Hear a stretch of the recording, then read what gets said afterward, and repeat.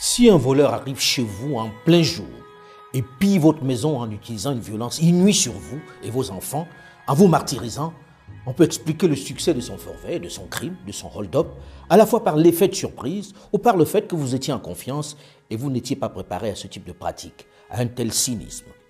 S'il revient une seconde fois, alors que vous êtes encore sous le choc et utilise les mêmes techniques, la ruse et la violence, pour vous délester minutieusement, méthodiquement de vos biens les plus précieux, on peut commencer tout de même à s'interroger sur votre capacité, votre maturité à vous protéger tout seul. Jusque-là, en essayant d'être compréhensif, on peut trouver quand même quelques circonstances atténuantes, même si vous commencez aux yeux de tous à paraître un peu grand dadais, un peu comme un grand naïf pas très éveillé. Mais s'il revient une troisième, puis une quatrième fois, opéré avec le même succès, vous pille soigneusement, sans difficulté, pendant que vous le regardez faire, alors ça devient définitivement désespérant. Et vous ne pouvez plus justifier votre faiblesse par la seule violence, le seul cynisme, la seule barbarie de l'agresseur. Vous n'êtes simplement pas préparé. Vous devez désormais vous interroger sur vous-même. Si en plus, la quatrième fois, il élabore toute sa stratégie pour vous piller devant vous, avec le plus grand des mépris, il vous prévient même de son arrivée prochaine et que vous le regardez faire sans réagir, sans vous protéger, alors comprenez que tout s'interroge désormais sur votre maturité et sur votre équilibre mental. Soit vous êtes vraiment un handicapé, auquel cas vous avez besoin d'être pris en charge, d'être sous tutelle, soit vous aimez ça, et alors vous êtes maso et méritez ce qui vous arrive. Il n'est point besoin de s'apitoyer donc sur votre sort. Et votre voleur devient même manifestement votre bienfaiteur. Je refuse de penser à ces deux dernières options. Lorsque les hordes arabes débarquent au sud du Sahara au Moyen-Âge, les réduisent dans une violence indescriptible en esclavage les populations de toute cette région, et leur imposent leur religion, on se dit, on ne s'y attendait pas. Cet esclavage va être particulièrement violent, déshumanisant, cruel, sanglant, déchirant, avec une extraordinaire déportation des populations noires. Entre le Moyen-Âge et le XXe siècle, les Arabes et les Ottomans ont vendu plus de 17 millions d'esclaves africains. C'est un fait. Pendant plus de 1400 ans, les arabo-musulmans ont tué, déporté, castré 17 millions de Noirs. Les jeunes garçons se faisaient couper leur pénis et le scrotum pour éviter qu'ils ne se reproduisent en terre arabe. La plupart des millions d'hommes qu'ils ont déportés ont disparu du fait des traitements inhumains et de la castration généralisée. Ibn Khaldoun, considéré comme l'un des grands savants arabes, exprime sans ambiguïté la perception que l'on avait du noir dans la société arabe de l'époque. Il disait ceci, je cite, « Les seuls peuples à accepter l'esclavage sont les nègres en raison d'un stade inférieur d'humanité, leur place étant plus proche du stade animal. » Fin de citation.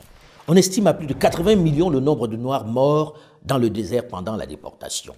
Ce qui est triste à dire, c'est que les ateliers de castration, c'est que la nature de l'opération elle-même est une opération qui, malheureusement, donc, laisse très peu de chance pour l'enfant châtré. Donc, l'espoir de survie de l'enfant sont quand même assez minimes. Les opérations de castration faisaient périr entre 70 et 80%. Ça vous donne une idée du massacre. Cet esclavage va durer plusieurs siècles et détruire les cultures, les traditions et l'organisation des sociétés pour installer leurs modèles, leurs valeurs, leurs traditions dans ces régions. L'islam interdisant l'esclavage entre musulmans, les esclaves vont se convertir à l'islam pour pouvoir améliorer leurs conditions. Première grande barbarie venue de l'extérieur donc contre les Africains. Alors que les blessures de cette première violence extrême sont encore vivaces, encore ouvertes, va suivre une nouvelle agression tout aussi subite et meurtrière.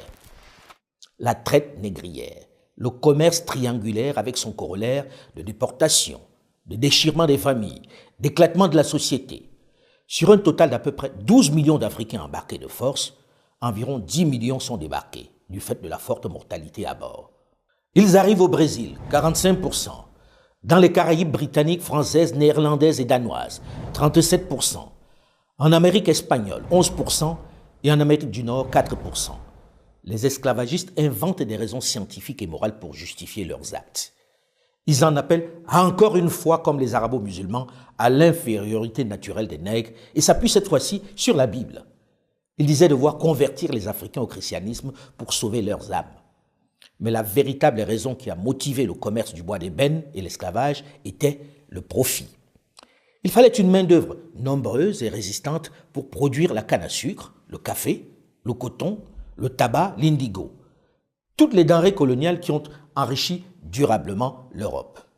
On va donc déporter des dizaines de millions de personnes pour aller travailler comme des bêtes de somme, comme des outils dans les plantations de coton et de canne à sucre en Amérique. L'épisode parmi les plus violents de l'histoire du monde, dans lequel certains révisionnistes s'emploient à rappeler qu'il s'est fait avec la complicité des Africains.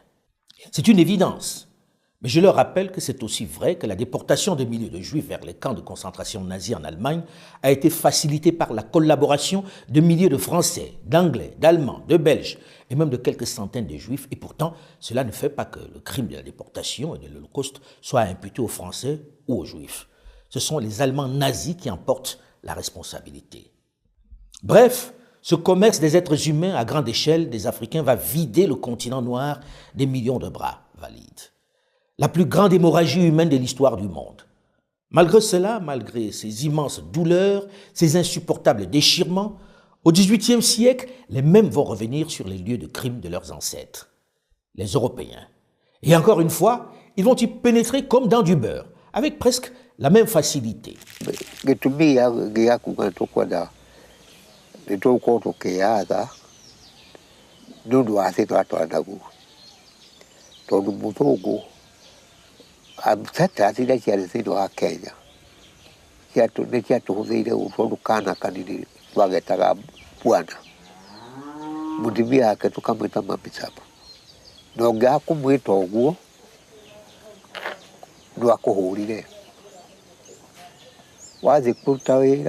Une résistance très vite matée au prix de nombreuses tueries. Il faut dire que, comme leurs parents, ils utilisent la même violence, la même cruauté.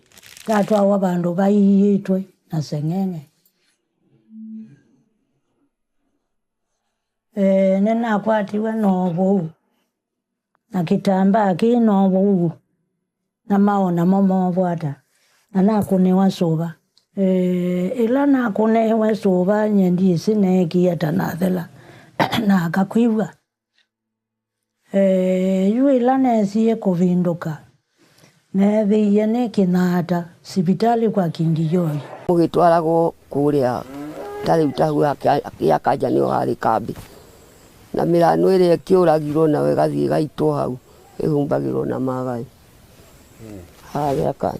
Ils sont sans foi ni loi. Ils ne font pas de discernement entre femmes et enfants. Ils vont eux aussi aller dans certaines régions jusqu'à la castration des hommes, comme on l'avait déjà fait dans l'esclavage arabo-musulman.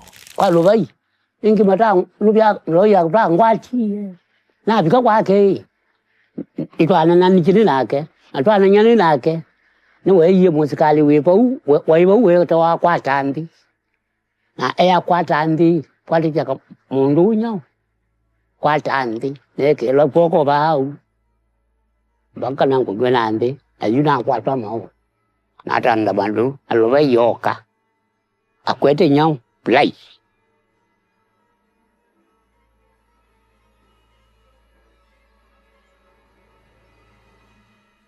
la que loba yoka akwete play asilaba mukati wa mau oka ngwata nku kamba amina anakwa.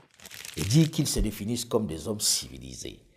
Dans certaines régions, ils vont décapiter les résistants et exposer leurs têtes dans les marchés, comme dans l'ouest du Cameroun, en pays bamileke. Question d'installer la peur. C'est la mission civilisatrice. C'est M. Finkielkraut qui dit « On a apporté la civilisation aux sauvages ». Quelle civilisation?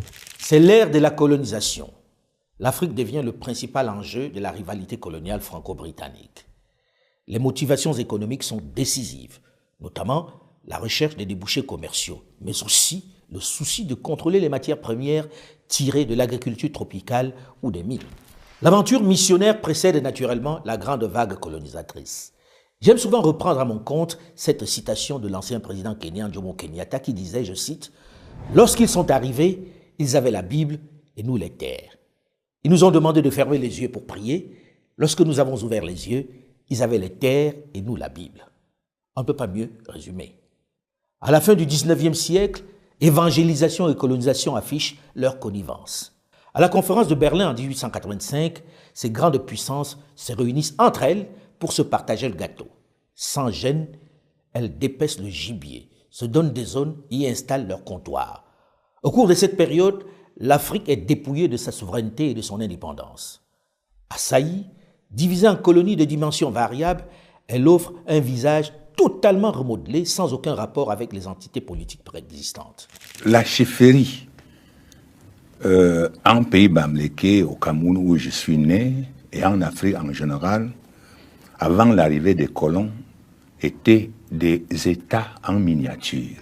Ce qu'on appelait les royaumes, c'était des États en miniature, avec tout ce qu'un État peut avoir dans sa constitution. C'est-à-dire, c'était des États avec justice, avec l'armée, avec tout ce qu'un État peut contenir. Donc, ce n'est qu'à l'arrivée des colons qu'on a vu le pouvoir de ces États diminuer.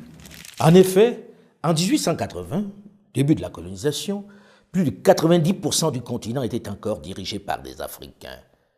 20 ans plus tard, l'Afrique entière, à l'exception du Libéria et de l'Éthiopie, est sous la domination de l'Europe.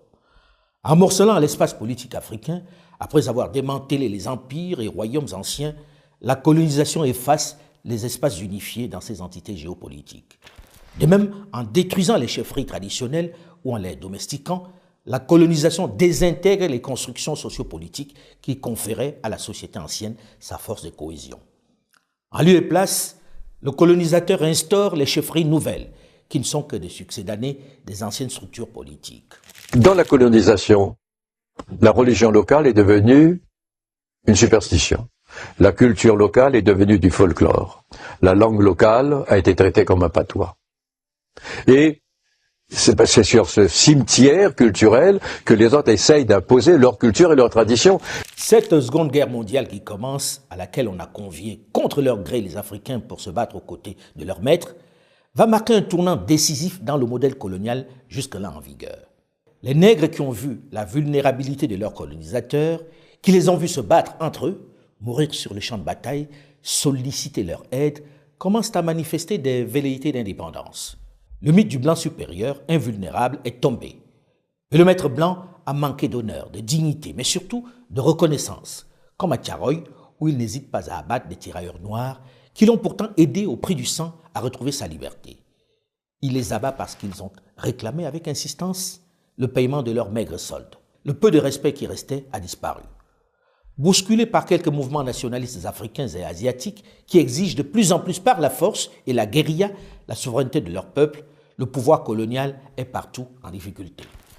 La violence contre les nationalistes que l'on a baptisé dans les colonies françaises du nom barbare de maquisards va être terrible.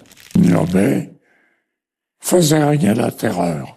Et à partir de ce moment-là, j'ai décidé de lui faire la guerre et de l'éliminer. À partir de ce moment-là? Oui. Les hommes, ils devaient les achever, et les femmes, ils les achevaient pas. Ils les laissaient mourir comme ça. C'était seulement une guerre sans pitié. Ils bombardaient sans connaître même si c'est un homme ou c'est un enfant. Ils bombardaient ça. Moi, je serais à leur place, j'en voudrais. Je serais Moune et j'en voudrais aux Français. Enfin, j'en voudrais aux Français. This decade is the decade of African independence. Forward then to independence. To independence now. Tomorrow, the United States of Africa. Il n'y a pas de dignité sans liberté. Nous préférons la pauvreté dans la liberté à la richesse dans l'esclavage. Dans les colonies britanniques aussi, la répression est sanglante contre les nationalistes. À regret, les grandes puissances coloniales vont céder et octroyer à la hâte, en ayant pris soin de garder de nombreuses ressources à leur avantage, l'indépendance à ces territoires morcelés. Successfully get your independence officially. Ghana is the name. Ghana we wish to proclaim. We will be. That we are going to see that we create our own African personality and identity. We dedicate ourselves not only in the struggle to emancipate all the territories in Africa. Our independence is meaningless unless it can link up the total reflection of the African continent.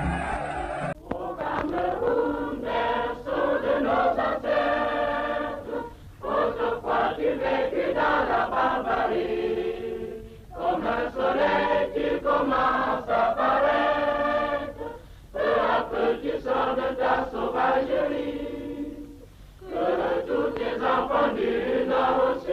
Sentinelle, que dis-tu de la nuit? La nuit est longue, mais le jour vient. Le grand jour tant souhaité est enfin arrivé. Notre pays, le cher Togo, qui depuis 1884 a été successivement protectorat allemand, condominium franco-britannique, territoire sous tutelle de la France, retrouve en ce jour du 27 avril 1960 sa liberté d'antan. Après avoir méthodiquement assassiné ceux qui réclamaient le plus sérieusement cette accession à la souveraineté internationale, le colonisateur va installer à la tête de ces États, dans la plupart des cas, ceux qui demandaient le moins l'indépendance. Les nègres de salon, en somme. La République française vient de reconnaître l'indépendance et la souveraineté internationale de la République centrafricaine. Et pour cela, au nom de mon pays, je tiens à remercier le gouvernement français. La République centrafricaine, accédant à l'indépendance, ne pourra jamais en aucun cas s'écarter de la République française, car nos tribus ont perdu leurs traditions, leurs mœurs. Nos pays ont été reconstruits à l'image de l'Occident. Ce serait pour nous une mission difficile que de rétablir dans notre pays, en République centrafricaine, les vieilles traditions africaines. Tout Gabonais a deux patries, le Gabon et puis la France. Voilà ceux à qui on confie les clés du camion en 1960. Quelle tristesse! On les a fait partir par la porte, les néocolonisateurs rentrent insidieusement par la fenêtre. Ils sont partis en restant. Ils tiennent les rênes de nos pays, mais en utilisant dans quelques territoires stratégiques des pantins, de nouveaux nègres de salon, qui pour conserver leur fauteuil et les avantages qu'ils offrent, les servent avec zèle. Dans la sphère francophone, on parle de la France-Afrique, un modèle qui pendant maintenant plus de 64 ans n'a pas produit un seul État viable, une seule nation qui satisfasse aux besoins primaires de ses populations. Un modèle qui n'a apporté que de la misère, de la pauvreté, du désespoir. Et pendant qu'ils nous font les poches, pendant que le maître d'hier se sert allègrement, exploite les richesses, certaines de ces élites et dirigeants africains essaient de lui ressembler. Ces élites appliquent les règles qu'il leur a apprises et qui servent de boussole. Le maître est bien entré dans leur tête grâce à l'école qui est le grand centre de conditionnement. Les élites sont devenus les serviteurs zélés du maître auquel ils veulent absolument ressembler. Ils ont refusé de réfléchir par eux-mêmes. Ils pensent que l'intellectuel est celui qui a le mieux assimilé les concepts, les valeurs du maître qui les opprime. Ils appliquent leurs règles, les mesures pour brider les leurs avec zèle. Les références sont des institutions fondées par le maître pour les tenir en respect. La Banque mondiale, le Fonds monétaire international, l'ONU et autres pseudo-organisations non gouvernementales à qui on voue quasiment un culte. Nous avons subi les programmes d'ajustement structurel du Fonds monétaire de la Banque mondiale, qui ont été des catastrophes, qui nous ont conduits sous couvert de privatisation à des liquidations, à l'affaiblissement de l'action publique, à l'affaiblissement de la fonction publique, qui nous ont amenés à brader une bonne partie qui nous ont amenés à brader certains avoirs nationaux. Mais le problème, c'est que nous étions dans un pays fragilisé par les conflits. Nous étions dans un pays, si nous voulions affronter ces organisations internationales, si nous voulions affronter des multinationales pour mieux négocier le prix de l'or, le prix du coton, il nous fallait un consensus national. Nous avons vu, quand il y a eu des velléités, nous avons senti que cela pouvait conduire jusqu'à la limite, à la chute du régime. À partir de 1990, l'idée a commencé à circuler que finalement nos pays, je ne dis pas seulement le Sénégal, nos pays avaient fait toutes ces années de l'ajustement économique, structurel, mais que ça n'avait pas produit les résultats qu'on en attendait. Africa finds herself in a catch-22 situation, you see.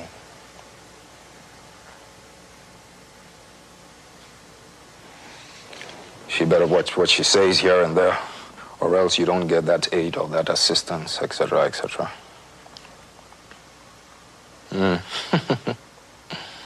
What kind of blackmail is this? And it's a painful thing for me, sitting here, to have to be making such admissions. But these are some of the truths, the hard facts, my dear. C'est eux les nouveaux maîtres du jeu. En réalité, les colonisateurs associés aux États-Unis d'Amérique ont confié la mission à des structures financières qui défendent désormais leurs intérêts sans état d'âme. Et les cadres et les dirigeants africains les écoutent et s'exécutent religieusement, et cela souvent même dans des organisations créées en marge par eux, telles le FIDH. Parce qu'on a une organisation dont la capitale se trouve à Washington, qui vient nous parler, nous. Washington, qui a largué la bombe à Hiroshima et à Nagasaki, vient nous parler de droits de l'homme à nous qui n'ont jamais largué de bombes à Hiroshima et à Nagasaki. Une organisation dont la capitale se trouve à Washington, les États-Unis, dont le développement est basé sur le génocide des Indiens et l'esclavage des Noirs, cette organisation-là vient nous parler de droits de l'homme. C'est important de rappeler de temps en temps l'historique de ces organisations donneuses de leçons qui dictent les lois dans nos contrées et qui s'appuient sur nos intellectuels pour se donner du poids. Souvent, le colonisé ressemble un peu, ou l'ex-colonisé même, ressemble un peu à cet esclave du 19e siècle qui est libéré, va jusqu'au pas de la porte et puis revient à la maison parce qu'il ne sait plus où aller. Il ne sait plus où aller. Depuis le temps qu'il a perdu la liberté, depuis le temps qu'il a acquis des réflexes de subordination, depuis le temps qu'il a pensé, comme appris à penser à travers son maître. C'est un peu ce qui est arrivé aussi à l'intelligence africaine dans son ensemble. Parce que, en dehors de quelques questions, toutes les questions que vous m'avez posées reviennent à une seule. Quand est-ce que les Blancs vous reconnaîtront-ils? Parce que la vérité sont blancs. On ne peut pas mieux illustrer ce que la plupart d'entre nous, dits intellectuels africains, sommes en réalité. Des êtres mimétiques qui ne se sentent valorisés que dans le regard du maître blanc. Des diplômés complexés aux ordres qui se sont éloignés de leur population. Des nègres de salon, version 3.0, qui souffrent presque tous du syndrome de Stockholm, pathologie qui vous amène finalement à aimer votre bourreau. C'est ce qui explique très certainement la succession, la multiplication, l'épidémie des coups d'État auxquels on a assisté notamment en Afrique de l'Ouest ces dernières années. Nous, forces patriotiques regroupées au sein du Comité national pour le salut du peuple, CNSP, avons décidé de prendre nos responsabilités devant le peuple et devant l'histoire. Nous avons décidé de dissoudre la Constitution en vigueur, de dissoudre les institutions. Nous avons décidé aussi de dissoudre le gouvernement. La Constitution est suspendue. Les forces de défense et de sécurité regroupées au sein du Conseil national pour la sauvegarde de la patrie, CNSP, ont mis fin au régime de la 7e République. Une épidémie de putsch qui traduit l'échec d'un modèle en réalité. La réaction très bien pensante, très intellectuelle, très politiquement correcte, très dans les clous de l'immense majorité, a été de condamner ces coups de force contre la démocratie, ignorant superbement le soutien populaire qu'ils ont suscité à chaque fois, estimant que personne ne doit s'arroger le droit de mettre un terme par la force à un régime démocratiquement élu. Ça fait très bien de dire ça. On fait comment lorsque le dit régime est entièrement gangréné et piloté de l'extérieur? Lorsque c'est lui qui suce le sang du peuple?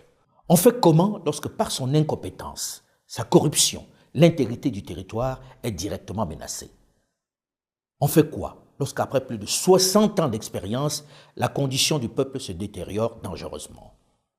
On s'enferme dans des théories académiques? Elle est où la logique? Lorsque nous nous engageons, lorsque les États s'engagent à sanctionner les prononciaments, les coups d'État militaires, ils oublient quelque chose de très fort, les coups d'État institutionnels. Au niveau de la population, ça a la même valeur. Lorsque vous venez aux élections par des règles, et que parce que vous voulez perdurer au pouvoir, vous changez ces règles, ça s'appelle aussi un coup d'État. Je sais que cela nous a été largement reproché à certains d'entre nous, et que cela continue d'ailleurs de nous l'être reproché, de n'avoir pas condamné les putschs qui ont renversé les régimes au Mali, au Burkina Faso, en Guinée et au Niger. On est passé tout de suite pour des assassins de la démocratie, les soutiens des putschistes.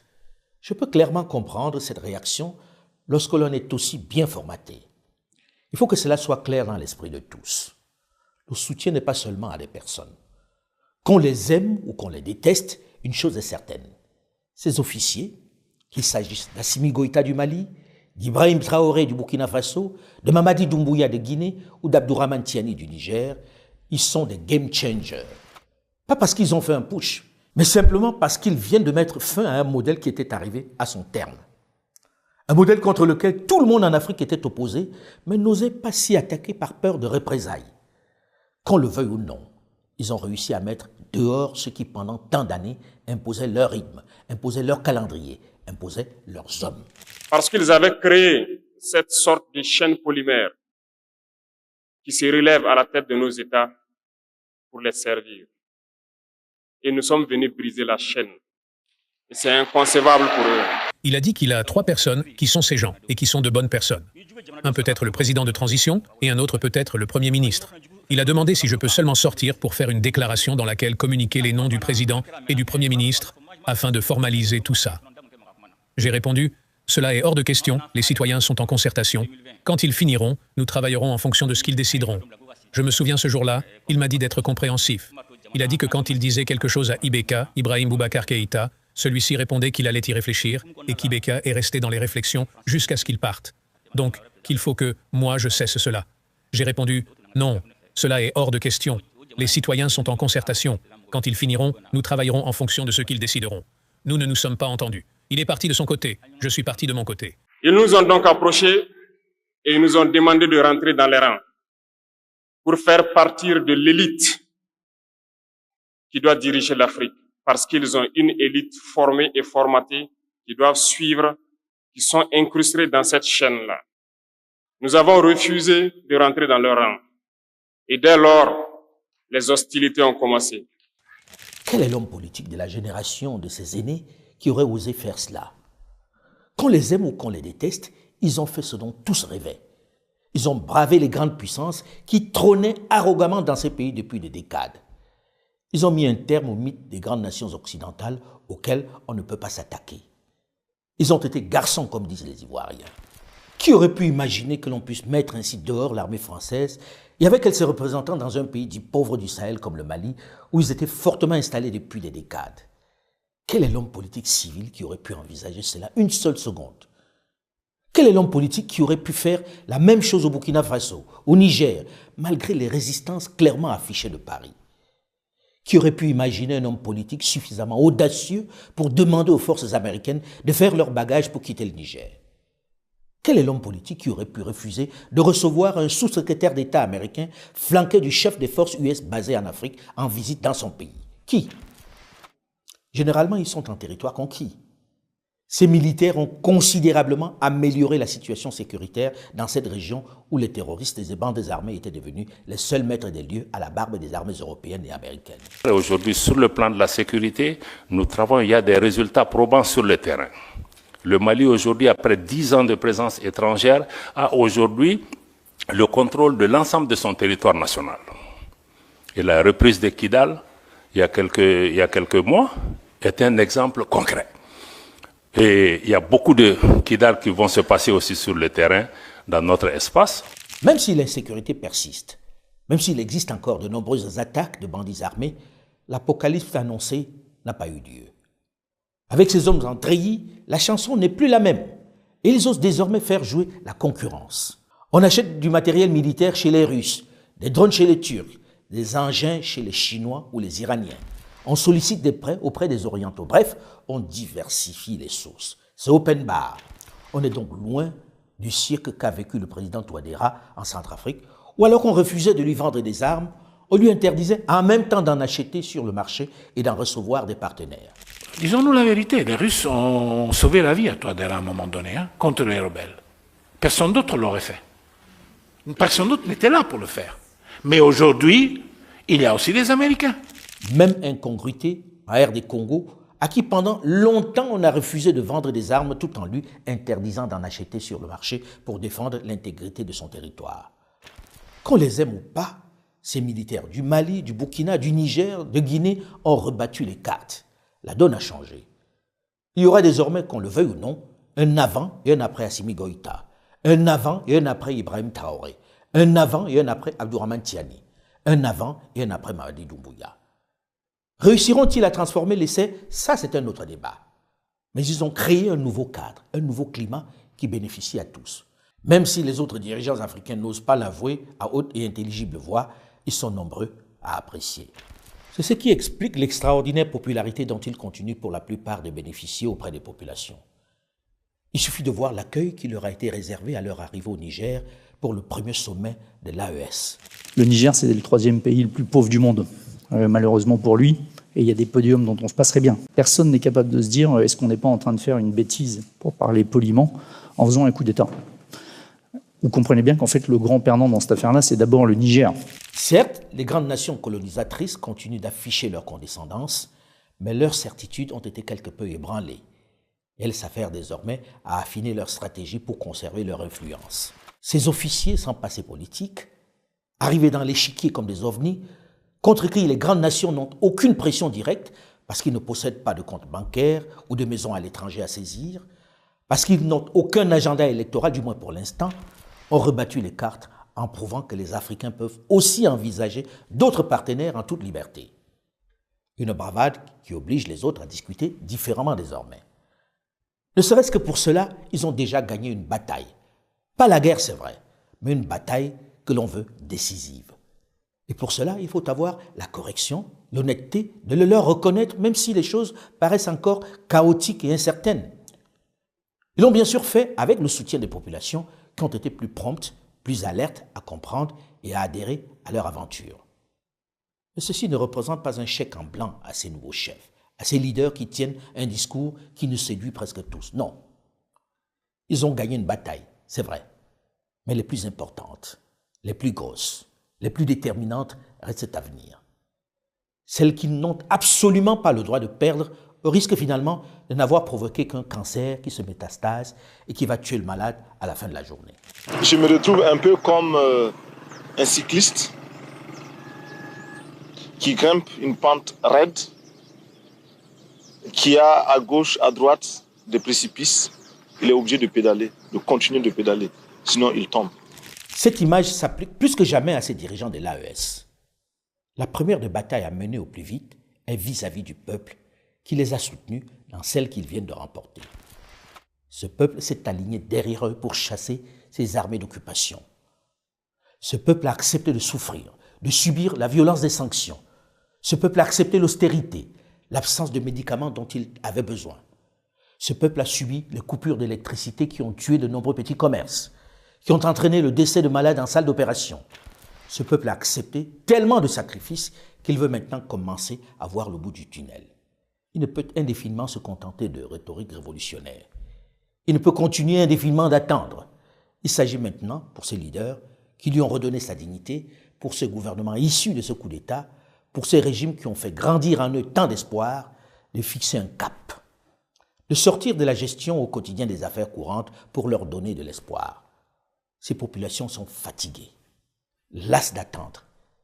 Il importe de leur montrer qu'elles ont eu raison de les soutenir, que le meilleur dans leur assiette, dans leur quotidien, est à venir.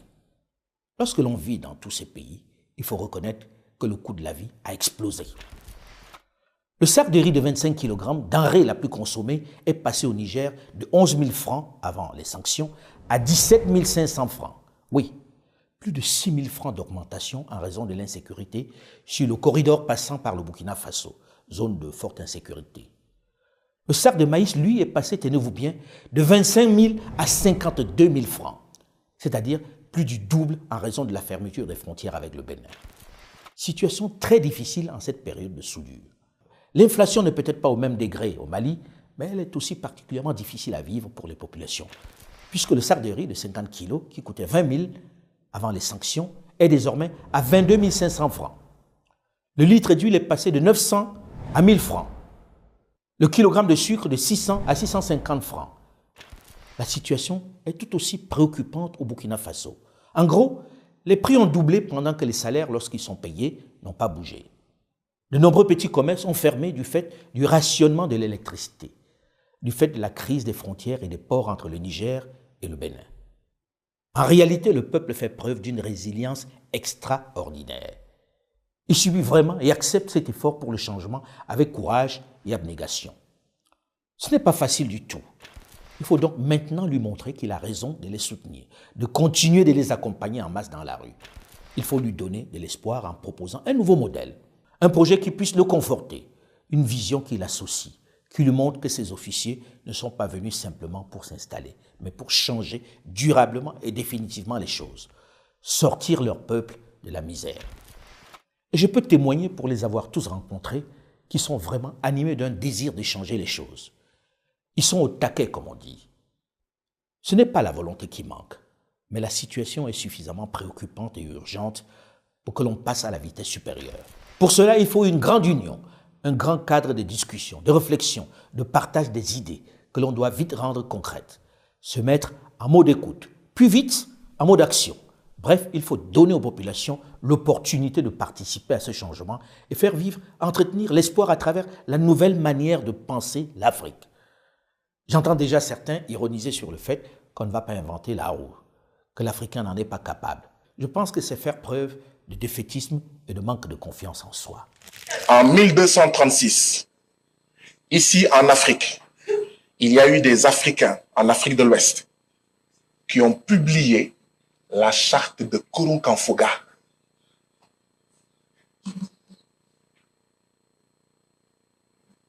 Quand nos femmes et nos mères étaient reines, comme la reine Poukou, comme Aline Sitoé Diatta, la femme blanche aux États-Unis n'avait pas le droit de vote.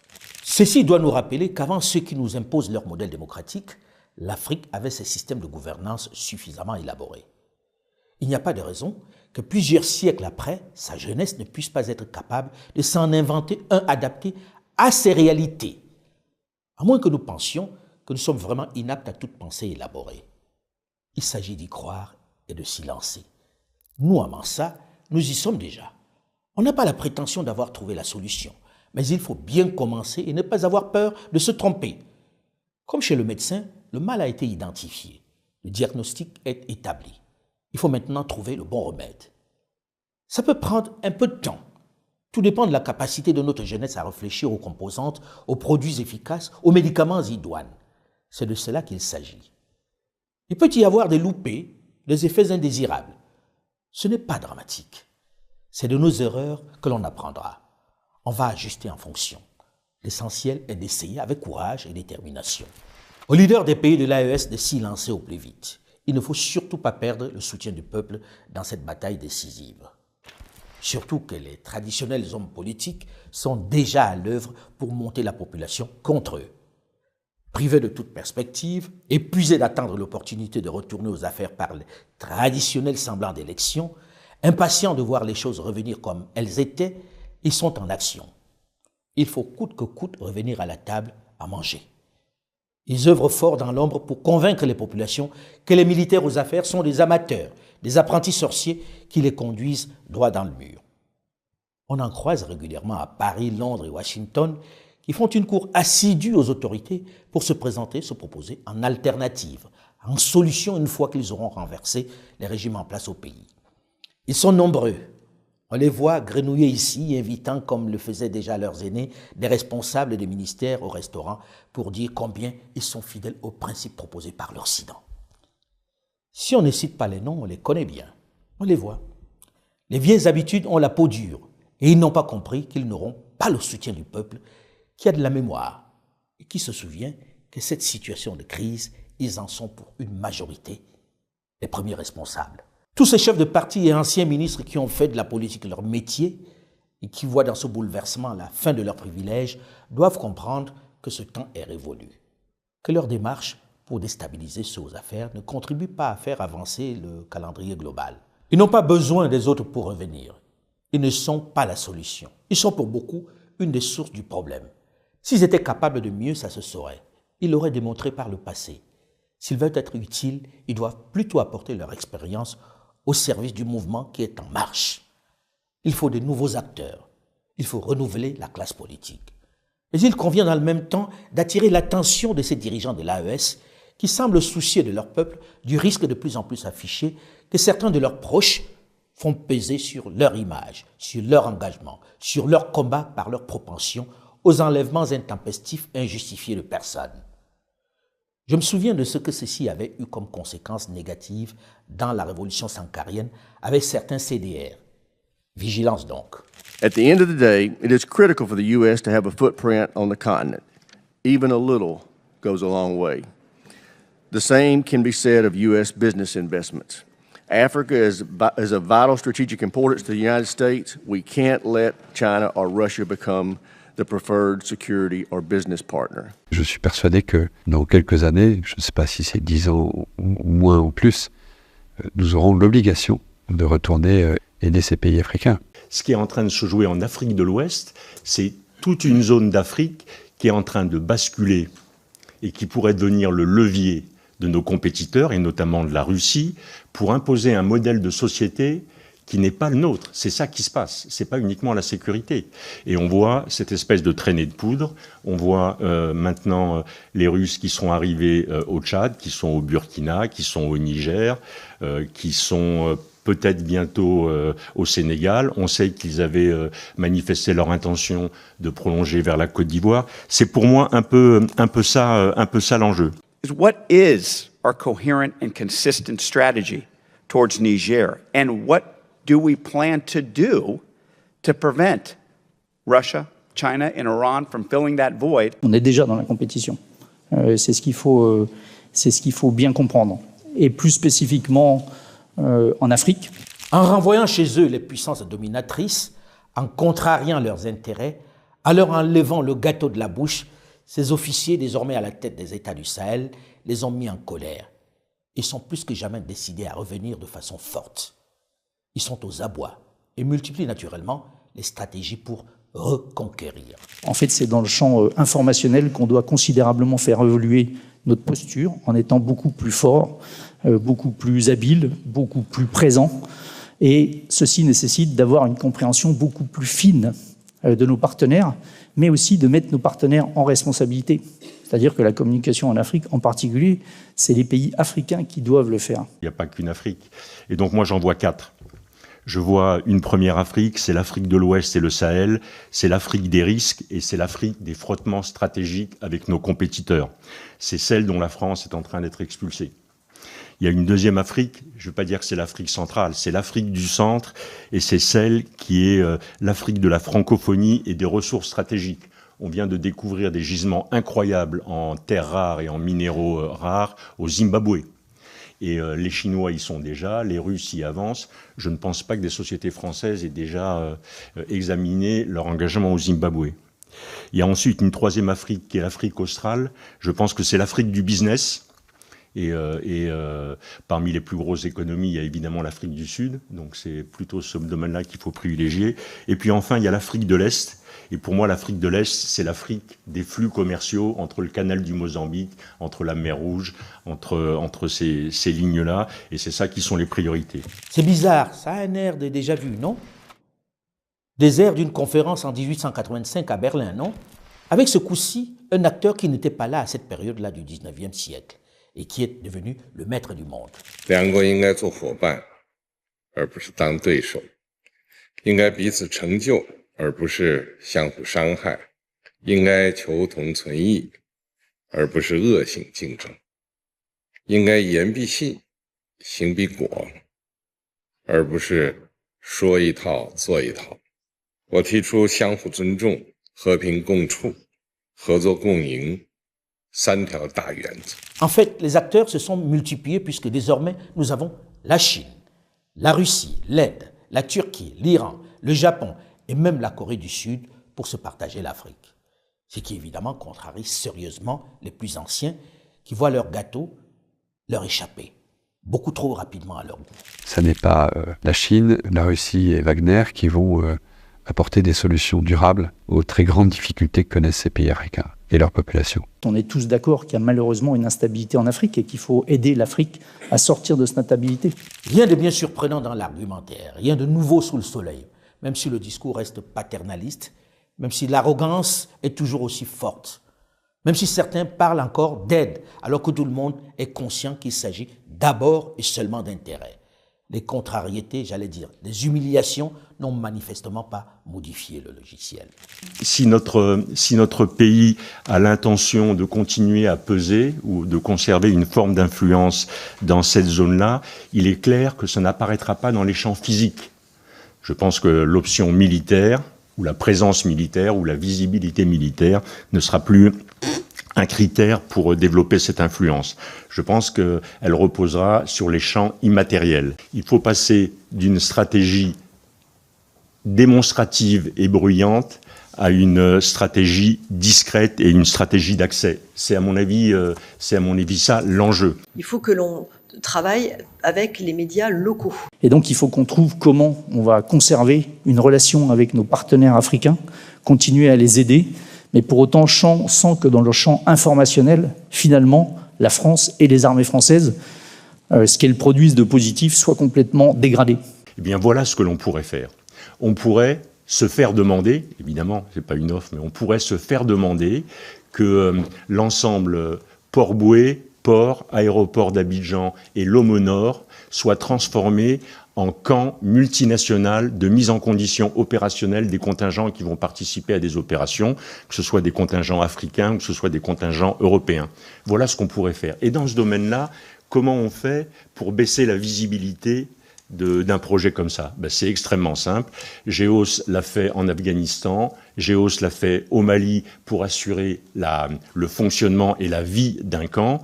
Ensuite, DCI est capable de faire de la formation sans porter spécialement des uniformes français. Expertise France est capable de faire le reste. Et là, on a un projet, dès lors que les Africains nous le demanderaient, qui serait d'abord intégré avec tout ce qu'on est capable de faire sur les mines, sur la formation médicale, sur la formation militaire, sur la livraison de matériel. On peut aller plus loin, on devrait aller plus loin.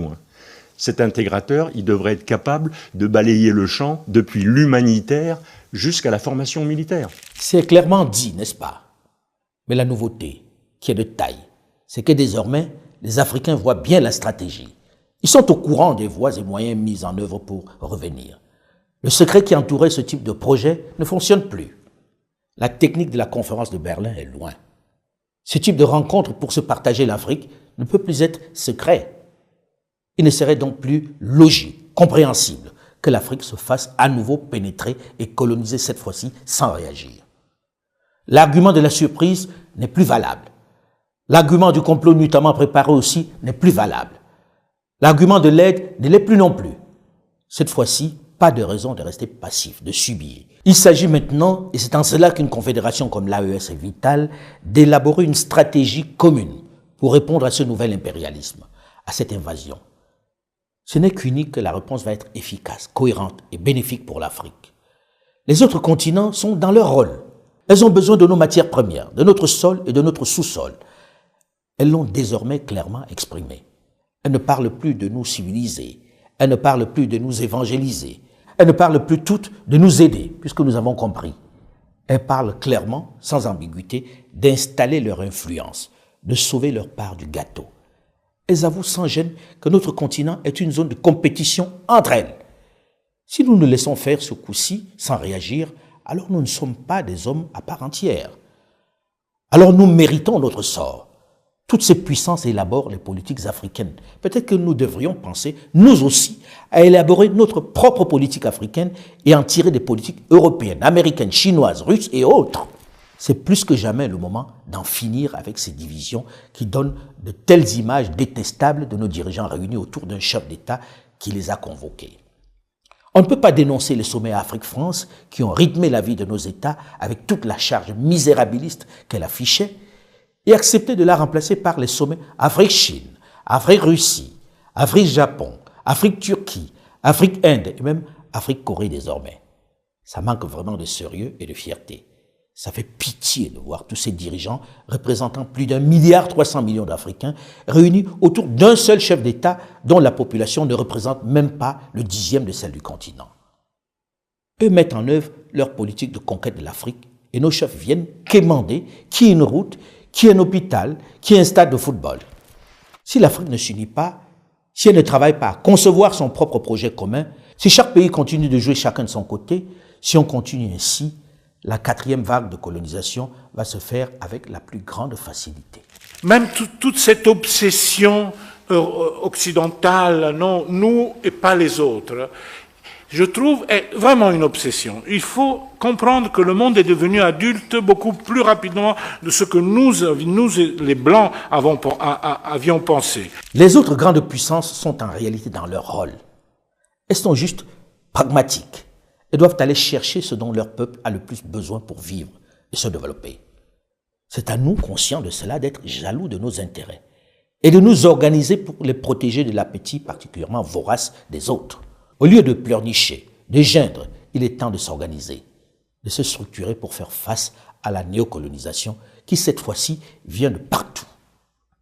Il faut s'unir, s'organiser autour d'un projet viable. Notre région n'a jamais connu simultanément autant de défis depuis de nombreuses années. En effet, en dehors de nombreuses menaces liées à la paix et à la sécurité, ainsi que les défis liés à la pauvreté, notre région est également confrontée au risque de désintégration. Pour nous, le sort de nos pays ne va pas se décider à Bruxelles, à Paris, à Washington ou à Londres. Ça se décidera à Bamako, à Ouagadougou, à Niamey, etc. C'est en cela que l'initiative de l'AES, qui, comme la CEDEAO, a été initiée par les militaires, n'a pas le droit de se planter. Comprenez qu'avec l'AES, il y a une nouvelle donne géopolitique qui est là. Que vous l'aimez, que vous ne l'aimiez pas, peu importe. Cette AES doit être libre, mais avec un projet de société clair, qui, au-delà de la cruciale question sécuritaire, sur laquelle elle travaille dur, doit dans le même temps, et urgemment, avoir une forte démarche économique, sociale, diplomatique, tout en s'ouvrant aux autres pays qui veulent la rejoindre. Avec ou sans vous, nous allons avancer. Il faut que les gens aussi comprennent ça. Le sommet objet de notre retrouvaille aujourd'hui est l'aboutissement de notre farouche volonté commune de reconquête de notre souveraineté nationale et de réhabilitation de notre dignité légendaire. Si les Européens ne sont pas là, les Chinois seront là, les Russes seront là, les Australiens seront là. Donc aujourd'hui, là, on n'est marié à personne. La CEDEAO qui fait de la résistance est morte. Elle n'est plus viable, tant idéologiquement que financièrement. Trop dépendante des puissances occidentales. Donc pour nous, notre engagement pour l'intégration et l'unité et l'idéal panafricain reste intact, mais nous trouvons que certaines de ces organisations, de notre point de vue en tout cas, n'incarnent plus cet idéal. Il faut avoir le courage de la saborder pour envisager l'élargissement de cette structure qui se veut du peuple. À elle de séduire par ses résultats. À elle de faire appel au génie créateur de son immense et inestimable jeunesse, plus outillée et plus engagée pour faire face aux nombreux défis et éviter une 4e vague de colonisation. Cela est possible. Et l'Afrique centrale, ventre mou de l'Afrique francophone, avec ses dirigeants de notre temps, avec ses interminables fins de règne qui donnent à cette région une impression de glaciation, doit emboîter le pas si elle ne veut pas repartir pour un autre siècle de colonisation, mené ce coup-ci par les multinationales.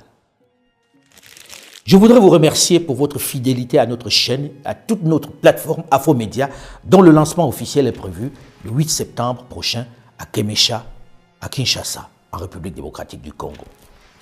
C'est l'occasion pour mon équipe et moi, Sébastien Faye, Thomas Holland, Aïna Thiam, Princesse Assette Ngomprizo, Luis Bernard Zako, Ornella Chouente, de vous témoigner notre gratitude pour votre fidélité, votre soutien moral depuis que nous avons engagé cette bataille pour faire valoir un tout petit bout du narratif africain.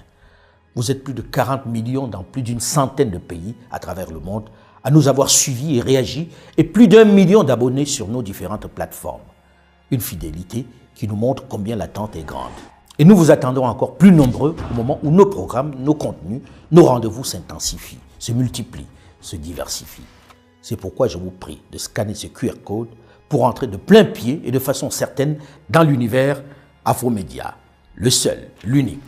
Et je vous prie également de télécharger notre application Afromédia sur iOS ou sur Google Play. Il vous offre l'opportunité d'avoir à portée de main nos contenus, nos magazines, nos reportages, nos documentaires, bref, notre vision du monde. Il vous permet de les télécharger et de les regarder même hors connexion, de vivre mieux notre monde tel qu'il est. Un narratif sans complaisance, mais sans condescendance.